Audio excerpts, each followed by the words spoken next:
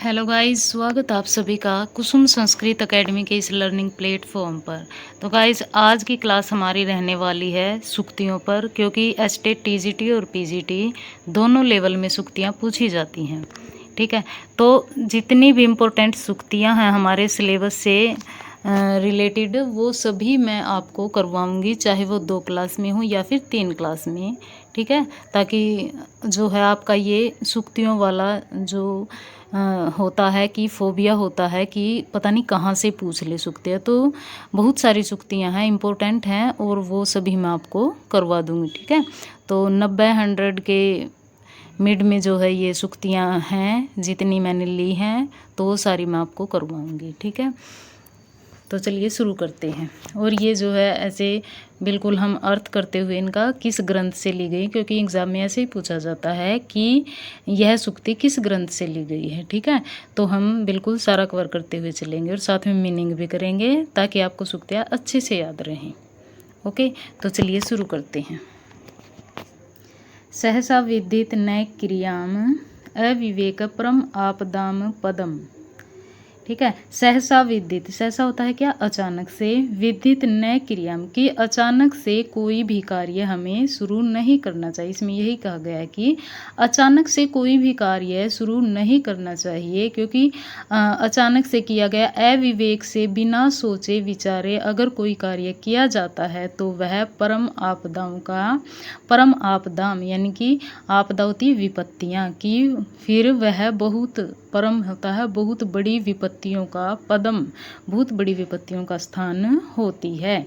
कोई भी बिना विचार किए, बिना विवेक के कोई भी कार्य शुरू करते हैं तो वह फिर बाद में जो है बड़ी मुसीबत लेकर के आता है। तो इसलिए कोई भी कार्य, कोई भी कदम उठाने से पहले, कोई भी कार्य शुरू करने से पहले उसे अच्छी प्रकार से सोच विचार कर लेना चाहिए। तो यही इसका अर्थ था, और यह ली गई है हमारी किरातार्जुनीयम से, जो कि भारवी की, महाकवि भारवी की एकमात्र रचना है किरातार्जुनीयम। ठीक है, और इसमें अर्थांतर न्यास अलंकार है। ठीक है, ऐसे आपसे ये सूक्ति देकर ये भी पूछ लिया जाता है कि इसमें कौन सा अलंकार है, तो ध्यान रखिएगा, इसमें अर्थांतर न्यास अलंकार है। ठीक है, किरातार्जुनीयम ये बृहत्त्री की प्रथम रचना है, किरातार्जुनीयम। इसमें 18 सर्ग होते हैं। दूसरी रचना होती है हमारी शिशुपाल वधम, जो कि माघ की रचना है और उसमें 20 सर्ग होते हैं। और तीसरी रचना है नैषधीय चरितम, जो कि श्री हर्ष की रचना है, जिसमें कि 22 सर्ग होते हैं। ठीक है, ये बृहत्त्रयी में आते हैं। अगली सूक्ति करते हैं।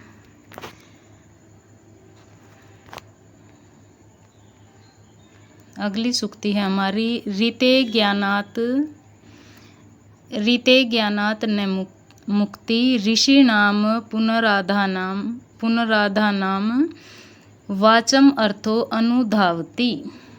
ठीक है, कि क्या कहा गया है कि इसमें रीते ज्ञानात न मुक्ति, पुनराधानाम की प्राचीन, पुनराधानाम ऋषिणाम की प्राचीन ऋषि मुनियों की, वाचम कि प्राचीन ऋषि मुनियों की वाणी के, अनुधावती वाणी के पीछे, अर्थो अनुधावती की प्राचीन ऋषि मुनियों की वाणी के पीछे अर्थ स्वयं दौड़ता है। अर्थात उनके मुख से जो निकले हुए वचन होते हैं वह कभी भी व्यर्थ नहीं जाते हैं, यानी कि उनके एक एक वचन में अर्थ होता है उसका।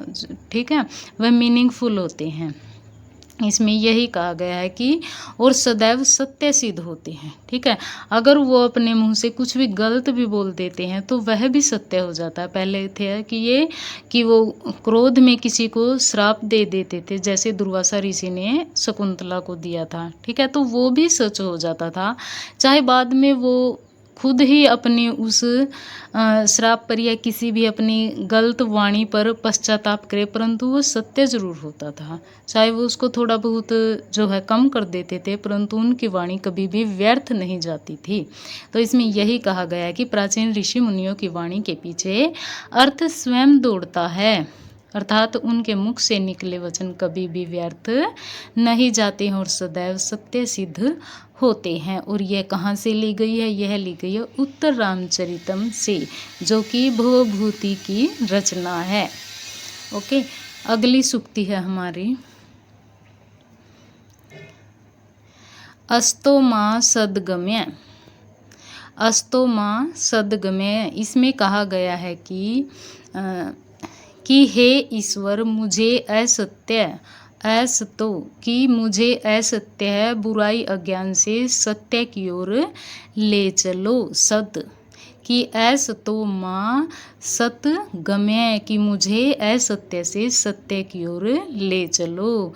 यह ली गई है हमारी बृहदारण्यक उपनिषद से। तो ऐसे ही मैं मिक्स जो है सभी की आपको सूक्तियाँ करवाती चलूँगी, ठीक है।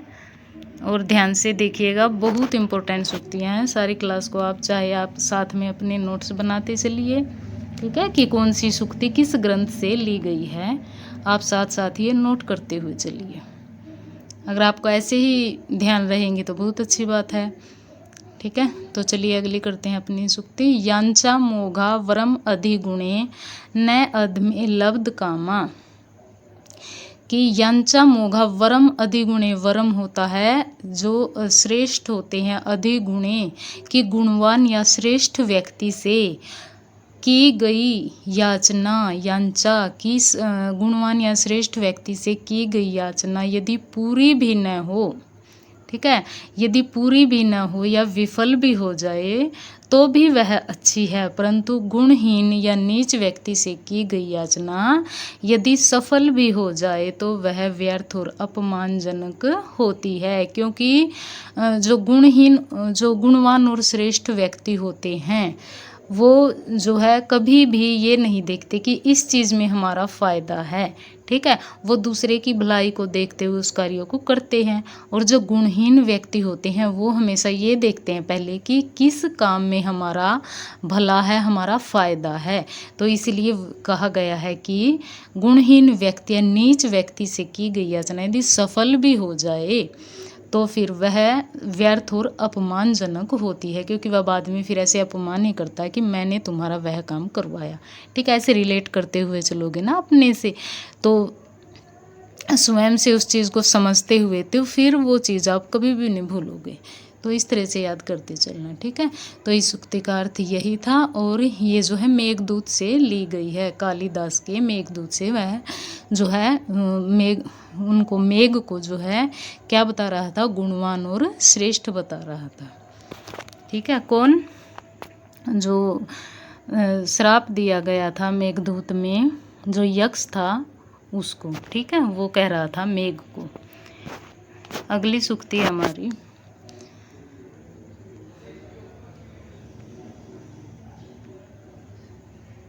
एको रस है करुण एव निमित्त भेदाद भिन्न पृथक पृथक इव श्रेयते विवर्तान। इसमें कहा गया है कि एको रस करुण एव कि वास्तव में रस तो केवल एक ही है। कहा गया कि वास्तव में रस तो केवल एक ही है। करुण रस वही भिन्न भिन्न निमित्तों, भिन्न भिन्न कारणों के भेद से अलग अलग रूपों में दिखाई देता है और विविध विकारों को प्राप्त होता है। जैसे पानी ही तरंग, बुलबुला आदि रूपों में बदलता है, ठीक है। जैसे बुलबुला बन जाता है, तरंग बन जाती है, वो पानी ही होता है। तो इसी प्रकार से अनेक भेदों में बटा हुआ रस तो केवल एक करुण रस ही है, बाकी तो सारे उसके अलग अलग प्रकार से रूप ही हैं, इसमें यही कहा गया है। और यह बहुभूति की रचना उत्तर रामचरितम से ली गई है यह सूक्ति, ठीक है। अगली सूक्ति है हमारी लिम्पति इव तमो अंगानि वर्षति वांजनम नभः असत पुरुष सेवेव दृष्टिर्विफलताम गता। इसमें कहा गया है कि लिम्पति तमो अंगानि कि अंधकार मानो अंगों को लीप रहा है और आकाश मानो काजल बरसा रहा है। दुष्ट पुरुष दुराचारी की सेवा की तरह मनुष्य की दृष्टि यहाँ बिल्कुल निष्फल, बिल्कुल बेकार हो गई है और गहन अंधकार में कुछ भी दिखाई नहीं दे रहा है। तो यह कहाँ से ली गई, यह शूद्रक की रचना मृच्छ कटिकम से ली गई है और इसमें उत्प्रेक्षा अलंकार है। अगली सूक्ति है हमारी, हिरण्यमेन पात्रेण सत्यस्य अपि हितम मुखम, कि सत्य का मुख सोने के चमकदार पात्र से ढका हुआ है। ठीक है, सोने के चमकदार सांसारिक आकर्षण रूपी पात्र से ढका हुआ है। हे परम ईश्वर, हे ईश्वर, इस उस सत्य धर्म के दर्शन के लिए आप इस आवरण को हटा दो। हिरण्यमेन पात्रेण यानी कि स्वर्ण, सोने के यानी कि स्वर्ण रूपी मुख सोने के पात्र से, कि सत्य का मुख सोने के पात्र से ढका हुआ है।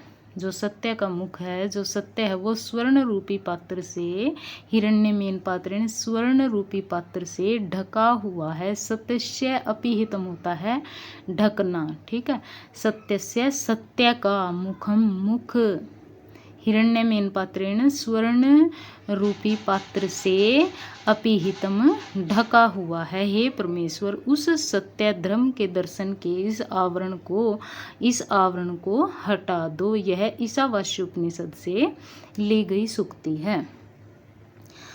अगली सूक्ति हमारी, किमित्र ही मधुराणाम मंडनम न आकृतिनाम, की सुंदर आकृतियों, मधुराणाम मंडनम न आकृति नाम, की सुंदर आकृतियों के लिए भला क्या वस्तु आभूषण नहीं बन जाती। अर्थात सुंदर शरीर पर जो कुछ भी धारण किया जाए वही उसकी शोभा बढ़ा देती है। तो यह अभिज्ञान शाकुंतलम से ली गई है। यहाँ पर जो दुष्यंत है वो शकुंतला की सुंदरता के विषय में कह रहे हैं। ठीक है, कि सुंदर आकृतियों के लिए भला क्या वस्तु आभूषण नहीं बन जाती है। जो उसने पत्तों से जो वस्त्र आदि बनाए हुए थे, वल्कल से वस्त्र आदि बनाए हुए थे, और उनमें भी वह बहुत सुंदर लग रही थी। तपस्विनी के रूप में भी वह बहुत सुंदर लग रही थी। तो उसी का जो है, उसी का वर्णन करते हुए जो है दुष्यंत यहाँ पर कहते हैं। तो इसमें उपमा अलंकार है। अगली सूक्ति है हमारी, हितम मनोहारी च दुर्लभम वचः है। बहुत ही इम्पोर्टेंट सूक्ति है बच्चों, इसको ध्यान से देखिएगा कि यह किरात अर्जुनीयम की सूक्ति है और इसमें अर्थांतर न्यास अलंकार है। कि संसार में हितम मनोहारी च दुर्लभम वचः, कि संसार में ऐसे वचन बहुत दुर्लभ हैं जो कल्याणकारी हों, हितम हितकारी हों, और मनोहारी हितकारी हों, और मनोहारी हो यानी कि सुनने में प्रिय हों, मन को हर लेने वाले हों। ठीक है, जो हितकारी हों और मन को हर लेने वाले हों, ऐसे वचन संसार में बहुत ही दुर्लभ होते हैं।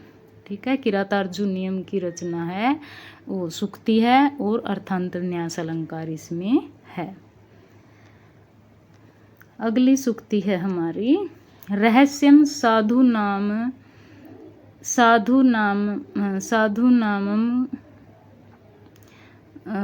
याधि विशुद्धम विज्यते। रहस्यम साधु नामम याधि विशुद्धम विज्यते, कि सज्जनों या साधु पुरुषों का जो अत्यंत पवित्र और निर्मल रहस्य होता है, उनका जो विचार होता है, आंतरिक जो उनका स्वभाव होता है, वह अत्यंत पवित्र होता है, अत्यंत निर्मल होता है, और वह सदैव सर्वोत्कृष्ट रूप से विजयी होता है। और यह कादम्बरी से ली गई है। बाणभट्ट की रचना है कादम्बरी, और बाणभट्ट की दूसरी रचना है हर्षचरितम। तो यह कादम्बरी से ली गई सूक्ति है। अगली सूक्ति है, वज्रात अपि कठोराणि मृदुनि कुसुमात अपि, कि वज्रात अपि की कठोरानी, वज्र से भी कठोर, कठोरानी मृदुनि कुसुमात अपि, और फूल से भी अधिक मधुर कोमल क्या होते हैं, महापुरुषों के चित्त। वज्र से भी अधिक कठोर होते हैं और फूल से भी अधिक कोमल होते हैं और उनके असाधारण चरित्र को समझ पाना अत्यंत कठिन है। तो यहाँ ये ध्यान रखिएगा कि वज्रातपि कठोरानी, वज्र से भी कठोर, और कुसुमातपि मृदुनी, फूल से भी अधिक कोमल क्या होते हैं? महापुरुषों के चित्त होते हैं, महापुरुषों के मन होते हैं। ठीक है, और यह भवभूति की रचना उत्तर रामचरितम से ली गई सूक्ति है। अगली सूक्ति है हमारी श्रीरम अधम खलु धर्म साधनम, कि श्रीरम अधम की सभी कर्तव्यों और धर्म के कार्यों को पूरा करने का सबसे पहला और मुख्य साधन यह मानव शरीर ही है। श्रीरम आधम यानी कि सबसे पहला, श्रीरम आधम सबसे पहला, खलु धर्म साधनम धर्म का साधन यह क्या है? यह शरीर ही है। इसलिए शरीर को स्वस्थ रखना परम आवश्यक है। ठीक है, कोई भी हम धर्म कर्म करते हैं तो सबसे पहले हमारा शरीर ही स्वस्थ होना चाहिए, तभी हम कोई जो है किसी भी कार्य में हम तभी मन लगा सकते हैं जब हमारा शरीर स्वस्थ होगा। तो और यह सूक्ति जो है यह कालिदास की रचना कुमार संभव से ली गई है। ठीक है, कुमार संभव, मेघदूत और ये लघुत्रयी में आती हैं, 3 रचनाएं हैं इनकी, कुमार संभव, मेघदूत और रघुवंश। ठीक है, कालिदास की 3 रचनाएं हैं जो कि लघुत्रयी में आती हैं, ये ध्यान रखिएगा, यहाँ से भी क्वेश्चन बनते हैं। अगली सूक्ति है हमारी द्वै मातुरम क्रूरे जन्म मरणायतु केवलम, कि द्वै मातुरम क्रूरे जन्म मरणायतु केवलम, कि क्रूर परिस्थितियों में या विकट स्वरूप में लिया गया जन्म केवल कष्ट और मृत्यु के लिए ही होता है। और यह वेणी सहारम से ली गई है। वेणी सहारम भट्ट नारायण की रचना है, जिसमें क्या होता है कि द्रौपदी का अपमान करता है दुर्योधन, तो फिर वह अपने बाल खुले छोड़ लेती है और भीम प्रतिज्ञा करता है कि जब तक मैं जो है दुर्योधन को मारकर इसकी छाती के लहू से जो है द्रौपदी के केसों को नहीं धो लेता हूँ तब तक यह अपनी चोटी नहीं बांधेगी। तो फिर उसने ऐसा ही किया था, वह उसको मार देता है और उसके खून से जो है अपने बालों को धोकर फिर द्रौपदी की चोटी बनाता है। तो चोटी, वेणी का अर्थ चोटी होता है। अगली सूक्ति है हमारी प्रायेण गृहिणी नेत्रम सुहृदाम वाक, कि मित्रों की वाणी, गृहिणी नेत्रम सुहृदाम वाक सुहृदाम वाक, कि मित्रों की वाणी प्राय मार्गदर्शन करने वाली और सच्ची हितैषी होती है और उचित राह दिखाती है। और यह कादम्बरी नैषधीय चरितम और उत्तर रामचरितम इनके जो है इनसे संबंधित जो है यह सूक्ति है। अगली सूक्ति है हमारी